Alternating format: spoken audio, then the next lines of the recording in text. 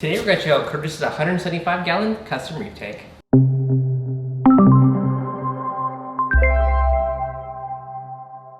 What's going on, guys? Devin from ReefDudes. Curtis, how you doing today? Hey, I am good. Thanks for coming by. Excellent. It's a treat. This is awesome. For people who don't know, if they want to check out this build too, you have an Instagram. I do have, it's an Insta Peninsula Reef tank. Peninsula Reef tank, perfect. So we'll definitely link that one after because you are building this amazing peninsula, which absolutely love it. So how long have you been working on this tank? This has been a project probably from conception. I remember last Christmas, I was actually still sort of putting pen to paper on it. Yep. So I could call it a year, but really physically been building it since probably May. Yep. And I've limited time, so it sort of goes together piece by piece. Nice. Now this is in your kind of office business, which is cool because where you put a tank should be where you spend most of your time. Right. So it's an awesome way to do it. So I appreciate the floating light bar. Hey, love it. ReefDudes, that's ReefDudes' original idea right there. You Awesome. bet it is. Love it, love it. Yeah. So taking a look, we got the Peninsula tank. We've come down below, we got this nice gorgeous Sump, and we have a whole control cabinet back here.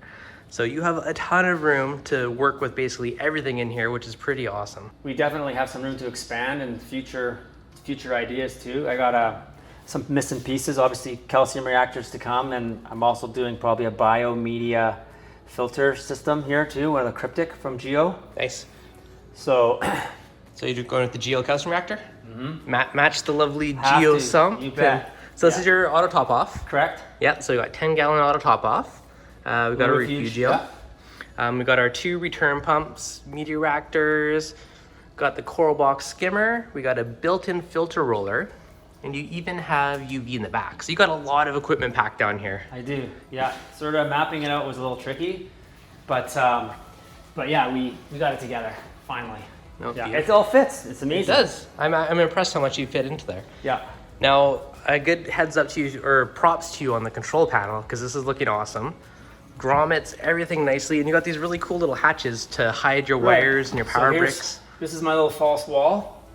So I think I gave myself about 6 inches of space back there, which is going to be a bird's nest when it's all said and done for sure, but keeps it out of the way. No, yeah. Awesome. It's gonna look good. Now up here, you got some kind of cooling fans. That's just to keep the humidity out of the stand. Correct. Yeah. So I've got a vent down the bottom. You can't really see it in behind the chiller there. And then yeah, this is a fan vent that will fan out. This is all type of like home stereo equipment, fan equipment. So it's got a controller on the other side, so I can control the heat and control the humidity. Oh, that's what that little dial gauge thing is over there. Yeah. Yeah. So that's my little control panel.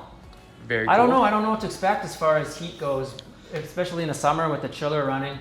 We'll have to just see. Yeah, I'm curious if you actually have to use the chiller or not. Might not. If you have air conditioning here, like you might be fine. I do, yeah. But so it'll be interesting to see.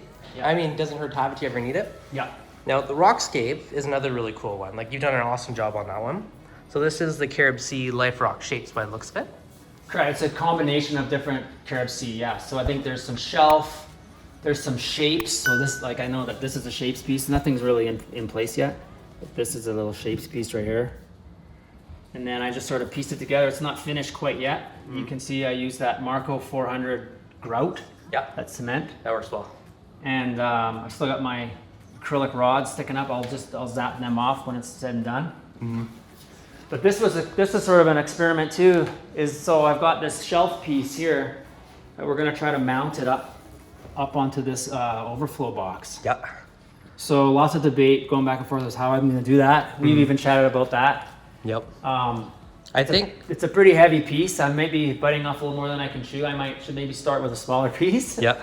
But yeah, the plan is to put a glue and acrylic piece here with some rods sticking out, and then I'll drill into the rock and fasten it that way. So. Nice. Just because it is like the whole acrylic wall, I think fusing the acrylic rods, you have like a little triangle shelf, something like that will probably work. Yeah. But it's gonna be good. Looking at the light bar, looks like you're going with XR30s. You bet. Nice. Yeah, I think so. You think so? The brackets are there? Yeah, it's in place. Sort of gives it away, doesn't it? Yeah, just a little bit. I don't know if there's going to be much flex on this. I mean, I sort of took a page out of your book. It's not bad. Yeah, it's very minimal. I can always shim it up a tad here maybe, but On mine, that's what I did. I had just a couple washers just Yeah. to get that little bit to kind of compensate for it. But you might be fine because I also had 5 fixtures, right? We have 3. yeah, So- true, yeah. But they're heavier a little bit, but true. Yeah. Yeah. So we'll find out. Yeah. Oh, that's awesome. What are the dimensions of your tank? Okay, so 6 feet, so 64. Yep. And then this is 30 inches wide and 21 inches high. Beautiful. So a little shallower than normal, right? The Yep. key to hold this whole build, the whole concept was based on the width. Mhm. 30 inches allows me to do that false wall Yep. and allows a little bit of, decent amount of space in the sump. So once I got committed to that, that took me out of the water box and That's 30 inches. and Red Sea all in one. So The width gives you so much more to work with just for scaping and stuff. Like I find it really makes a big difference to have Yeah. that extra space. yeah, you don't realize how wide it is until you sort of just stand here. Yeah. Yeah, it's awesome. Yeah. Excited? When do you think you're gonna get it wet? Man, I don't know. I mean, I'm not in town much the next couple months, but I'll piece away at it. I think the goal for May to try to put some water in here is probably pretty reasonable. Nice. So springtime. Yeah. What's the next big step? What's next on the So to-do this list? is, so I guess this is mostly just dry fitted, right? Yeah. So I'm actually not going to use a white PVC. I'm going to use a black Sketch 80 piping, tubing. Nice. So everywhere you sort of see white pipe, I'm going to just replace it when I do my final plumbing. Yep. This is Griffin, by the way. He's a friendly little guy. Yep. So that's the next step, is sort of getting it plumbed up. I wanted to dry fit it first because I still have to do a little bit of wire management. And so I guess the next step is to actually do the plumbing. Nice. No, that's awesome. I have to still mount my 2 core. I got the core controllers, so that I don't know where they should go, but Find a spot somewhere. Yeah. So now here you got a nice cutout for the MP40s, which is a good plan actually.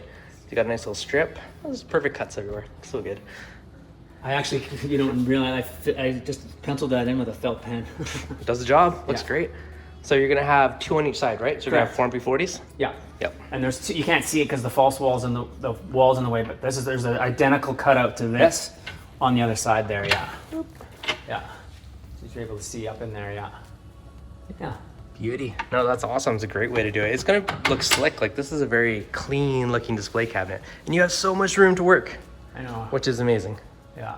Yeah. Well, the objective here was to do an office tank, but really the long-term goal here is to move this to a house that I'm building. So Nice.